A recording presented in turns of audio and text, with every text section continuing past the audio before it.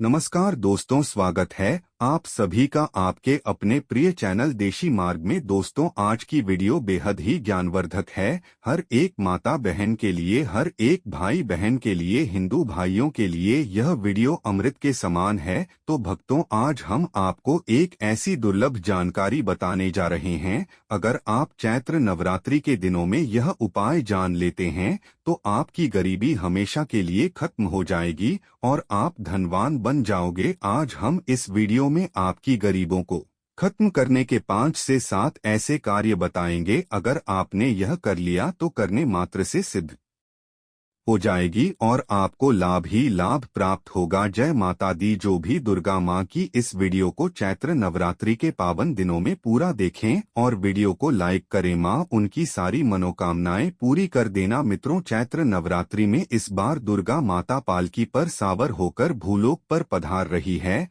हमारे हिंदू सनातन शास्त्रों में वर्णित है तथा मान्यताओं के अनुसार अगर नवरात्रि पर यदि माता दुर्गा का आगमन उनके वाहन सिंह पर नहीं बल्कि पालकी पर होगा तो मानता है कि माता दुर्गा का पालकी पर सवार होकर आना बहुत ही शुभ और कल्याणकारी होता है। जीवन सुखमय हो जाता है, भक्ति का भरपूर लाभ भक्त जनों को मिलता है, आत्मा को सुकून मिलता है। दुर्गा माँ भरपूर आशीर्वाद देती है। नवरात्रों में जौ का क्या करें, अखंड दीपक की बाती का क्या करें, अखंड ज्योत में जो तेल होता है बच जाता है उसका क्या करें। चैत्र नवरात्रि कब समाप्त होंगे और कब से शुरू हो रहे हैं, 2025 में पूजन कब करें और हरे भरे ज्वारे का क्या करें, आज हम जानेंगे इस वीडियो में। दुर्गा माँ जो आपकी इस वीडियो को सच्चे दिल से लाइक करें, उसकी गरीबी जन्म जन्मांतर की परेशानी दूर कर देना, ताकि चैत्र नवरात्रि में आप सब बाद में गलती ना कर बैठे। अर्थात नवरात्रि के बाद में जो चावल होते हैं, जो दीपक की बत्तियां होती हैं, जितनी भी हम चैत्र नवरात्रि के समय में सामग्री चढ़ाते हैं, उन सब का क्या करें। यह सब आप गलत तरीके से नदी में विसर्जित कर देंगे और इसके फायदे नहीं जान पाएंगे। इसलिए इस वीडियो के माध्यम से हम आप लोगों को यह जानकारी बता रहे हैं। यह वीडियो ध्यान से देख लेना। इस वीडियो को देखने के बाद आपको पूर्ण रूप से समझ में आ जाएगा कि सामग्री का क्या करना चाहिए। सबसे पहले जान लेते हैं कि चैत्र नवरात्रि प्रारंभ कब से हो रही है। चैत्र नवरात्रि 2025 का शुभारंभ 30 मार्च 2025 रविवार से हो रहा है और इसका समापन 6 अप्रैल 2025 रविवार को होगा। कलश स्थापना घट स्थापना का शुभ मुहूर्त 30 मार्च 2025 को निम्न अनुसार है। प्रातःकालीन मुहूर्त सुबह 6:13 से 10:22 तक, अभिजीत मुहूर्त दोपहर 12 तक। इन मुहूर्त में कलश स्थापना करना विशेष रूप से शुभ माना जाता है। इस वर्ष चैत्र नवरात्रि के दौरान सर्वार्थ सिद्धि योग और रवि योग जैसे शुभ संयोग भी बना रहे हैं, जो पूजा पाठ और शुभ कार्यों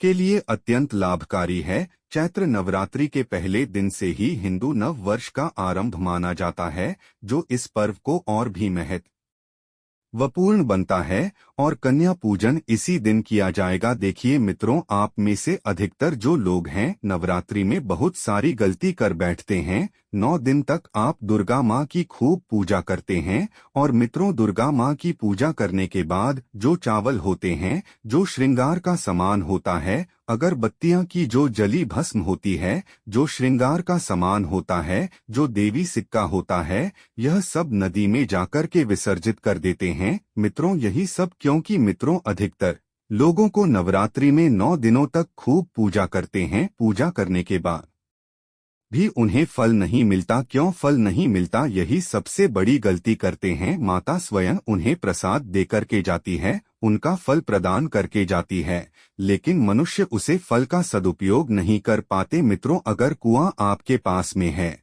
और अगर आप कुएं में से पानी नहीं निकलोगे तो आपकी प्यास कैसे बुझेगी। ठीक उसी प्रकार आपको जानकारी नहीं है तो प्रसाद तो आपके पास में है, लेकिन उसका प्रयोग करना नहीं कर रहे हैं। मित्रों, कहने का मतलब है, हम जो तरीका बताएंगे इस तरीके से आपके जीवन में चल रही परेशानियों, गरीबी, रोग, दोष, तकलीफ, हर प्रकार की मनोकामना की पूर्ति होगी। वीडियो को ध्यान से देखना। आज हमें अपने गुरुओं के द्वारा प्रेरणा मिली है और माता आदिशक्ति दुर्गा माँ के द्वारा प्रेरणा मिली है, इसलिए यह जानकारी बता रहे हैं। अगर मित्रों हमारी वीडियो में बताए गए उपाय से किसी एक भी मनुष्य का भला होता है तो हमें भी पुण्य की प्राप्ति होती है, हमें भी अच्छा लगता है और हमें भी काफी आशीर्वाद आप सभी दर्शकों का प्राप्त होता है और दुर्गा माँ की कृपा प्राप्त होती है। तो चलिए हम अधिक समय न लेते हुए आज की जो वीडियो है उसे शुरू करते हैं। ध्यान से देखना, चैत्र नवरात्रों के समय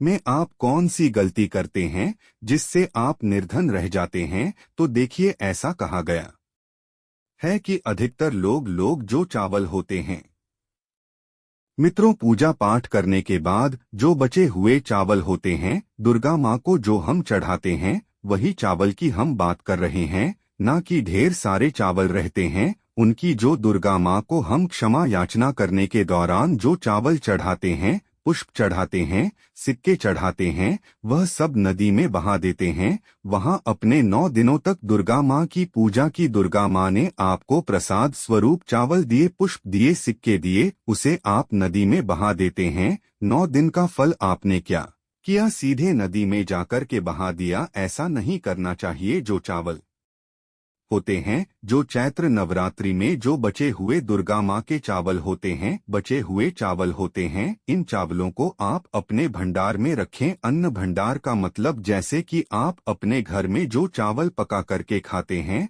उसमें डाल दीजिए, कुछ स्थान पर रख दीजिए। अब इसके फायदा सुन लीजिए। और जो पुष्प रहते हैं आप इस धूप में सुखा करके रखें, अपने पर्स में रखें। जो सिक्के होते हैं, अब इसके फायदे सुन लीजिए। जो चावल होते हैं दुर्गा माता को चढ़े हुए मंत्रों से सिद्ध होते हैं। दुर्गा माँ को चढ़े होने के कारण चैत्र नवरात्रि में दुर्गा माता साक्षात विराजित रहती है। तो चावल होते हैं जागृत अवस्था में हो जाते हैं। यदि मित्रों आप इस प्रकार के चावल को आप खाते हैं तो आपके शरीर में मित्रों आपको चावल एक साथ नहीं खाने हैं। आपके घर पर कभी भी चावल बनाएं तो उस चावल में 1 या 2 चावल के दाने मिला देने हैं। शरीर में इस चावल को खाने के बाद रोग दोष भी आदि किसी भी प्रकार की जो आपके शरीर में कष्ट है, शारीरिक पीड़ा है, मानसिक पीड़ा है, वह दूर हो जाती है। और मित्रों दुर्गा माँ की आपको कृपा प्राप्त होती है। दुर्गा माँ की कृपा से शरीर में एक ऐसी ऊर्जा उत्पन्न होती है जो ऊर्जा से आप अपने आप को स्वस्थ करते और आप जहाँ भी चले जाइए, जो भी कार्य को करिए, वह कार्य आपका सफल होता है। और मित्रों आपको एक बात और बता दें कि कभी भी इन चावलों को थोड़ा सा खाते हैं आपका पेट भर जाता है, यानी कि इसमें तृप्ति जल्दी मिलती है और आपके घर में कभी भी अन्य धन की कमी नहीं रहेगी। आप में से अधिकतर जो भक्त हैं दुर्गा माँ को श्रृंगार का सामान जरूर चढ़ आते हैं और श्रृंगार का सामान चढ़ाने के बाद इसे आप लोग नदी में बहा देते हैं या फिर अन्य को दे देते होंगे। तो ऐसा आपको नहीं करना है। जो श्रृंगार का सामान आप चढ़ाते हैं दुर्गा माँ के लिए 9 दिन के बाद इस श्रृंगार के सामान को आपके घर की जो शादीशुदा महिलाएं हैं उन्हें देना चाहिए। इससे क्या फायदा होता है? इससे अखंड सौभाग्य की प्राप्ति होती है। जब तक वह माता बहनें श्रृंगार करेगी, जो भी दुर्गा माँ को चढ़ा हुआ आपने दिया श्रृंगार करेंगे, तब तक अगर साक्षात स्वयं का भी उनके पास यमराज आ जाए उनके पति को ले जाने के लिए, मृत्यु के घाट उतारने के लिए, तो उनके बाल भी बांका नहीं कर पाएगा। इससे उस महिला को अखंड सौभाग्यवती की प्राप्ति होती है। महिलाएं घर की साक्षात लक्ष्मी होती। इसीलिए मित्रों ध्यान रखें कि जो बचा हुआ दुर्गा माँ को चढ़ाया गया श्रृंगार का सामान होता है माता बहनों को देना चाहिए। अब इधर हम आप लोगों को बताना चाहेंगे, आप में से अधिकतर भक्त जो दीपक का बचा हुआ तेल होता है इसे क्या करते हैं? नदी में विसर्जित कर देते हैं। सबसे बड़ी यही गलती है। जो दीपक का बचा तेल होता है वह नवरात्रि में जो दीपक आप लोग जलाते हैं तो क्या होता है, 9 दिन तक जोत जलने के कारण दीपक में जो तेल बचा हुआ होता है जागृत अवस्था में होता है। और मित्रों जागृत चीज ही अपना पूर्ण से प्रभाव दिखाती है। क्या होगा? सभी मूर्तियों की पूजा नहीं होती। जब कुम्हार मूर्ति बनाता है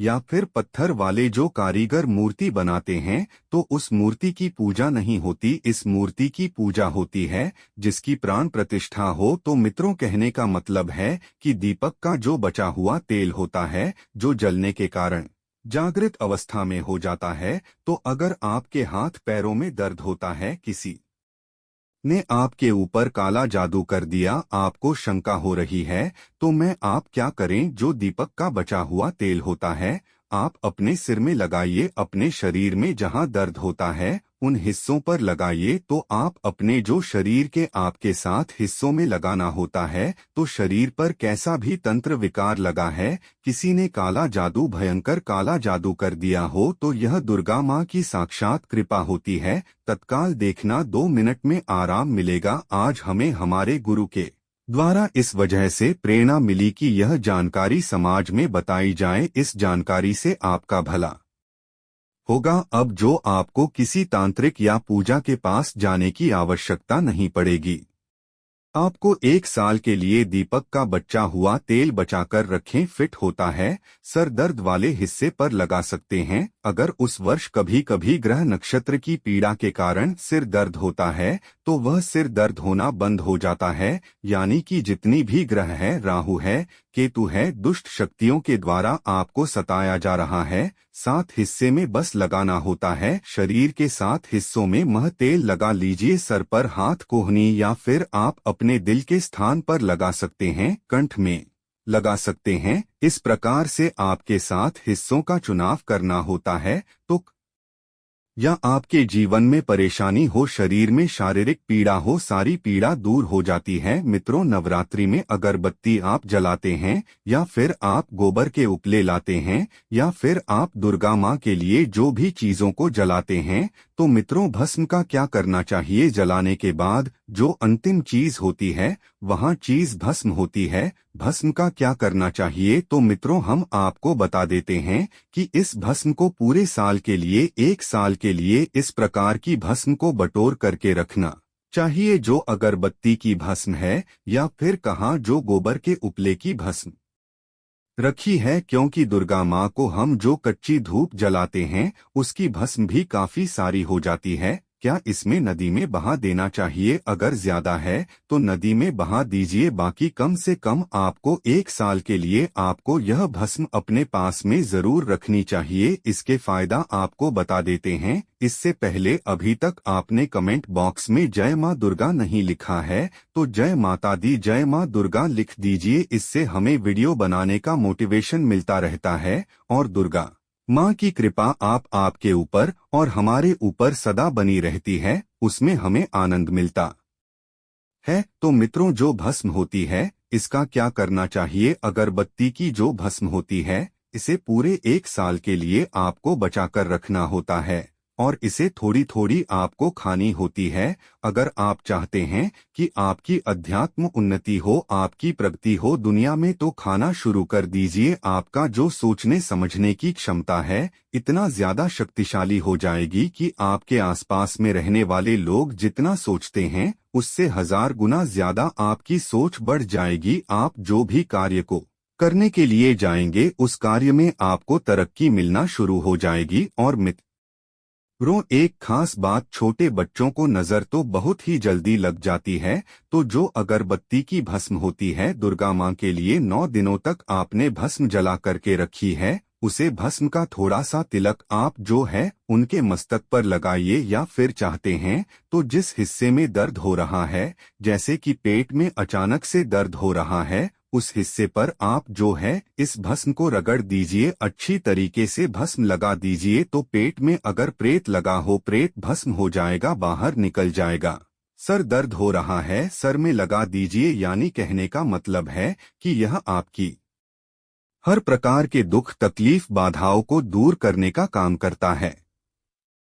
ऐसे में जो बुद्धि स्थिर हो जाएगी। कई लोग पढ़ने लिखने को बंद देते हैं, कई लोग किसी की किस्मत को बांध देते हैं अगर मित्रों आप भस्म का तिलक लगाते हैं तो फिर यह अति उत्तम है। सोने पर सुहागा होगा आपके लिए, और आपके बच्चे की जो पढ़ने लिखने की जो क्षमता है बढ़ जाएगी। आप जहां भी जाएं आपको भी अध्यात्म उन्नति मिलेगी। इस भस्म का जब तक तिलक आपके सिर पर लगा रहेगा कोई भी आपका बाल बांका नहीं कर पाएगा। और मित्रों, यदि आपके लिए जानते हैं कि दीपक की बाती का क्या करना चाहिए, आपने तो नदी में बहा देते हैं और अधिकतर लोग हैं यह धन स्थान पर रखते हैं, क्योंकि बाती हमेशा जागृत अवस्था में रहती है। ध्यान से सुना, जो कि बाटी को हमेशा आप जो है अपनी बाजू पर पहनना, बाजू बंद की तरह आपको इसे पहनना चाहिए। अगर लड़की है तो लड़की को अपनी भुज में आपको इसे पहनना चाहिए। क्यों पहनना चाहिए? क्योंकि यह कोई साधारण नहीं है,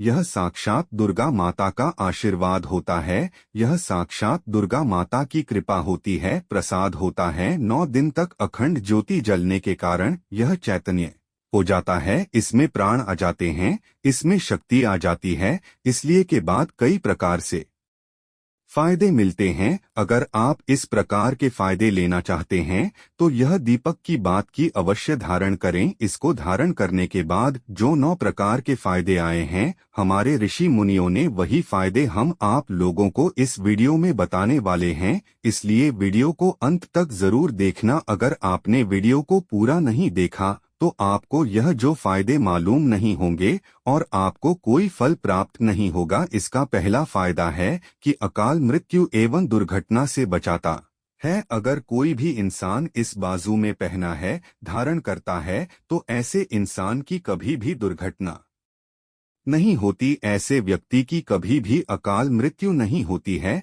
क्योंकि मित्रों, ऐसे व्यक्ति के साथ में साक्षात दुर्गा माता की शक्तियां चलती है। यह जो आप धागा धारण कर रहे हैं ना, यह आप जो बाजू में बाटी पहन रहे हैं, यह कोई साधारण बत्ती नहीं है, यह साक्षात दुर्गा माता का आशीर्वाद होता है। यह एक प्रकार का सुरक्षा कवच होता है, तो इसे पहनने के बाद कभी भी अकाल मृत्यु नहीं होती एवं दुर्घटना से यह हमेशा बचाव करने का काम करता है। मित्रों, फायदा नजर दोष एवं तंत्र बाधा से बचाता है। अधिकतर भक्त हमें बोलते हैं कि नजर दोष से परेशान रहते हैं, क्या करें? तो अगर आप नजर दोष से बचना चाहते हैं, आप चाहते हैं कि आपकी अध्यात्म उन्नति में किसी की नजर दोष न लगे, आपकी उन्नति हो, प्रगति हो, तो बिल्कुल ही इसे धारण करिए। यह नजर दोष एवं तंत्र बाधा से बचाता है। तांत्रिक क्यों न आपके ऊपर में तंत्र क्रिया कर दें, वह तंत्र क्रिया नहीं लगेगी, सदा बचे रहेंगे। मित्रों, इसका तीसरा फायदा भूत प्रेत एवं नीच शक्ति से बचाता है।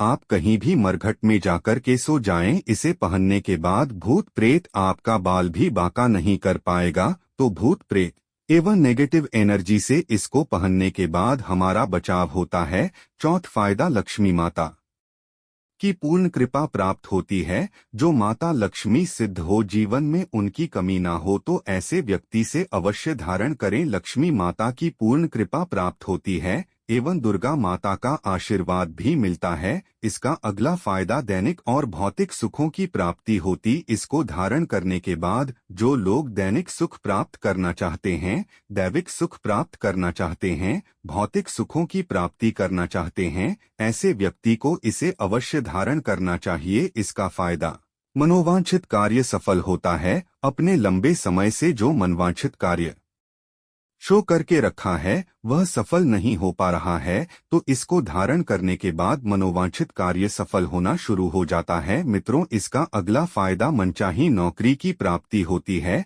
तो इसको धारण करने के बाद मनचाही नौकरी की प्राप्ति होती है। इसका 8वां फायदा दैनिक सिद्धि की प्राप्ति होती है। 9वां फायदा मां दुर्गा के शरीर में हमेशा अंश रूप में विराजमान रहती है। जब तक आप इसे धारण करेंगे अंश रूप में विराजमान रहेंगे, और जाहिर सी बात है जिनके शरीर में दुर्गा माता वास कर जाए, ऐसे इंसान के जीवन में अन्य धन एवं किसी भी प्रकार की वस्तु का अभाव नहीं होता। मित्रों, देवी दुर्गा के स्वरूप में किसी भी देवी की तुलना में आप दुर्गा माता की पूजा करना शुरू कर दीजिए। उनकी पूजा करने से यह तत्काल प्रसन्न होती है। देवी का जो स्वरूप कहा गया है वह है सिद्धिदात्री दुर्गा माता जी का जो स्वरूप है वह है सिद्ध गायत्री। यह सभी प्रकार की सिद्ध को देने वाली है। सिद्ध अर्थात मोक्ष को देने वाली। तो देवी माँ का पूजा पाठ करने से सभी प्रकार की सिद्धि की प्राप्ति होती है, सभी प्रकार की कामना की पूर्ति